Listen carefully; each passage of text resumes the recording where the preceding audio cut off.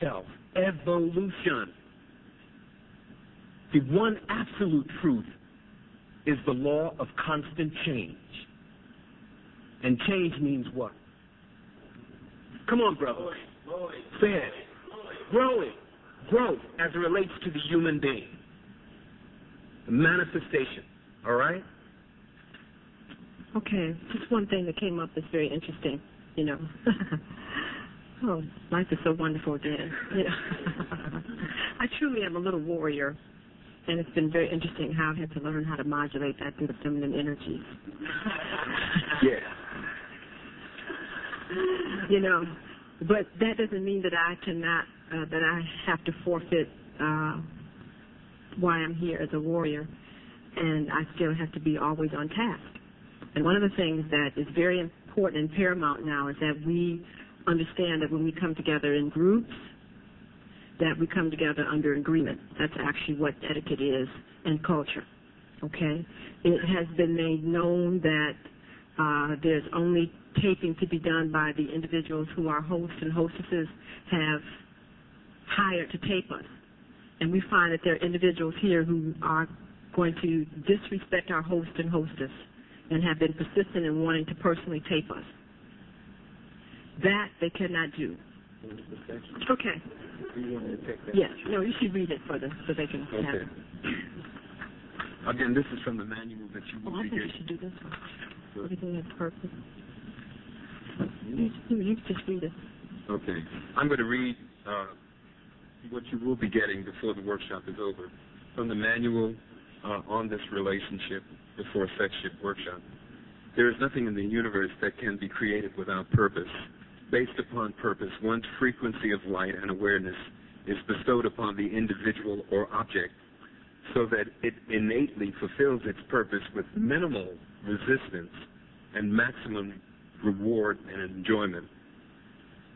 When any form of matter chooses not to actualize its reason for being, the resistance one incurs is directly proportional to the resistance produced by the unwillingness to be and do as one's molecules are aware that they should.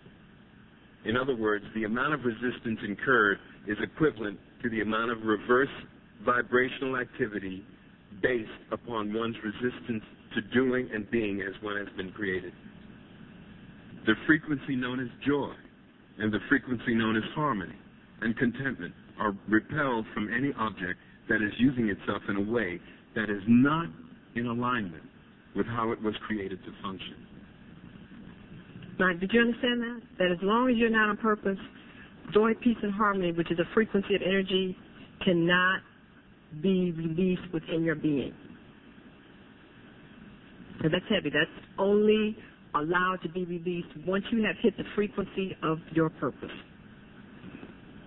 Okay, that's very important to understand. Yeah. Can you raise those three energies back up again, because I failed the job? Can I raise those? Can we raise our energies of joy, peace, and love back up again? Mm-hmm. Yes. They will. Okay. Cause and effect. Cause and effect. Okay. The part of us that is connected to infinite intelligence creates the events in our lives. There's no such thing as an accident, a coincidence, or a random event. Nothing that happens is the fault of anyone outside of ourselves. Now, I want you to mark that down because we're going to have to deal with that later. But this is very important for you to get it. Okay? What you have is what you wanted. Okay, and that deals with a lot of issues, but we're going to have to look at this. I know that to many of us, this appears to be very heavy and a rigid law because our society has allowed so many of us to take a victim's perception in relationship to the experiences that many of us have created. However, mastery of an experience only comes through willingness to see that it is through our own electromagnetic energies that we have magnetized an experience to us, which will allow us to experience our own divinity. Now, you have to understand that whatever these experiences are, they also are experiences to allow us to actualize more of our divine state. The universe is a mutual support system and does not allow an individual to magnetize an experience that the person lacks the capacity to master. Therefore, if we are in the experience, then the tools necessary and the awareness necessary to master it are innately already present. We must be aware that whatever our circumstances, we are equal to the challenge. We need to be aware that we are not facing the challenge alone. We are all in this together at the deepest levels of awareness. We are all connected, and we are all here to support one another. Comfort in our bodies. Period. Okay. Now, let me just give some additional information on that. You know, having been a surgeon and having been in the hospital and seeing many, many interesting things, there was a lot of questions that I had. That's one of the reasons why I left my traditional practice, because I had way too many questions and too few answers. You know, and I also exposed myself to a lot of experiences by working also in the emergency room as a general surgeon 3 nights a week. So I was getting a lot of things off the EMS trucks and things. It was astounding. You know, I was like, wow, this is like incredible. And see, what happens is that everything you experience is written within your being. See, there's no such thing as having an experience and you don't remember. Okay, you can cancel that out of the conscious mind, but, you know, the cameras on the body are already going. And if you have somewhat of an intense or an awareness of your other bodies, you actually recall all these experiences. So as I even talk about them, I'm seeing all kinds of things just coming to my mind. And I had to ask myself why.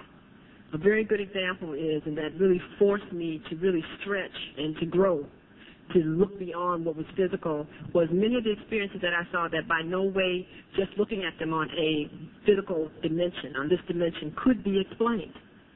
I had a gentleman that came in, really handsome man. I think he must have been about maybe 30 years old, and he was on his Harley Davidson, he and his wife. And something happened, and he was sideswiped by a car, and it tore the back of his heel off. So when they picked him up off the bike and brought him into the hospital, you know, you could just lift up his whole heel. You know, so like, that's real interesting, you know. So, of course, it was bleeding very bad because their tendons torn or whatever, but it had dirt and gravel and grit in it because, you know, it was an accident that happened on the street. So I had the honor of admitting him, calling the surgeons who were on call upstairs in the emergency room, letting them know that they had an avulsion here, that they had a case that needed to be cleaned and bandaged, and perhaps calling an orthopedic surgeon. And so we got him ready. He had not lost that much blood to be able to go to the OR. So I asked her to go to the reception area, have a seat, and when he had come out of surgery and had been assigned to his room, then I would come back and tell her what room she was in and that she could go up and see him, you know, before she left the hospital, because this happened about midnight or so. So, you know, I'm doing my thing in the emergency room because we have people who are really interesting and they want to be on alcohol or drugs and hurt themselves, so you have to sew them up and, you know, that kind of thing. It's a society in the emergency room. And, you know, so the OR called down. And they called down to ask if his wife was still at the hospital. So I'm like, yeah, she's still here. So I just cut off the conversation and said, you know, well, what room is he? You know, I'll tell her what room it is, and I'll send her right on up. He said, no, don't do that. You know, we just want to let you know that he arrested, that he's dead. You know, and I'm like, what? It's like, oh, no. I can't believe that, you know. It's like, and of course, because that then leaves me to have to go out and deliver the information. And I'm like, oh no, that was just really horrible. You know, so I'm like, this is incredible. My thing is that, you know, this man was cooled out, calm, you know, no problems, no issues it appear. You know, it was a little accident, just needed his wound cleaned and whatever else to breathe it. And you're telling me that this man is dead? It's like, wow, you know, I mean, what is happening? I mean, I saw more cases like that. You know, I saw people that came in smashed up. We were like picking parts up, you know. We were like, oh, wow, you know, I mean, just taking our time in the, you know, in the emergency room because we just knew that they were dead. We couldn't understand why they had a pulse, and we, you know, would dump in 30 units of blood and take them upstairs. And invariably, these people would be signing out 2 months later at the sign-out desk. And they'd be like, You know, I remember seeing your liver and stomach and, you know, whatever else, et cetera, you know. And it's amazing to see that they're actually signing out. I mean, it's like, I don't understand it. I mean, how can somebody come in with a little lesion